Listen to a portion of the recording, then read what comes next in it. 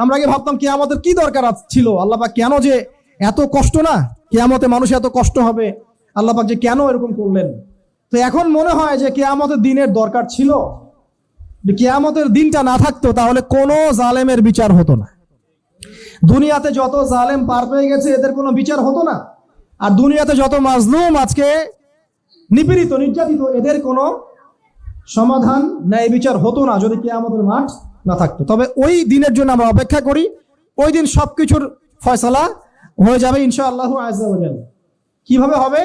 নবী সাল্লাল্লাহু আলাইহি ওয়াসাল্লাম বলেছেন, একটা শিংওয়ালা ছাগল একটা শিং ছাড়া ছাগলকে যদি অন্যায়ভাবে গুতা দিয়ে থাকে, এক্সাম্পল দিচ্ছেন তিনি, তাহলে আল্লাহ রাব্বুল আলামিন কিয়ামতের মাঠে ওই শিংহীন ছাগলকে শিং দিবেন, দিয়ে বলবেন তুমি গুতো দিয়ে ওর কাছ থেকে প্রতিশোধ নিয়ে নাও। ন্যায় বিচার কেমন হবে বোঝানোর জন্য এই এক্সাম্পলটা দেওয়া হয়েছে। বহু মানুষ দেখবেন যারা এখানে অনেক বড় বড় পদে ছিল, বড় বড় কর্তৃত্ব ক্ষমতা ছিল, কিয়ামতের মাঠে এতটুকু থাকবে, পিঁপড়ার মতো। স্পষ্ট হাদিস, পিঁপড়ার সমান।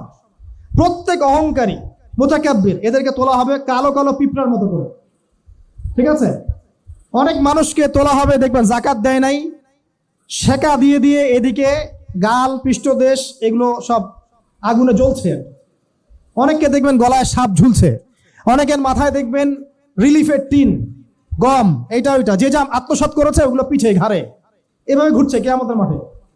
বহু মানুষকে দেখবেন কিয়ামতের মাঠে যে গলা পর্যন্ত ঘাম, কারো ওই যে আপনার বুক, কারো টাকনু, কারো হাঁটু।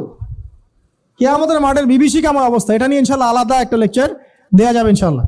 তো এখানে মূল বিষয়টা হচ্ছে যে দুনিয়াতে সবকিছুর চূড়ান্ত বিচার হয় না, দুনিয়াতে সবকিছুর ফয়সালা হবে না। এই কারণে আল্লাহ রাব্বুল আলামিন কিয়ামতের মাঠ বলে একটা মাঠ রেখেছেন যেখানে আল্লাহ পাক ইনসাফ ন্যায় বিচার কায়েম করবে ইনশাআল্লাহ। এবং সেদিন প্রত্যেক অহংকারী, জালেম, ফাসিক, কাফের, যারা জুলুম করেছে, অন্যায় করেছে, পাপাচার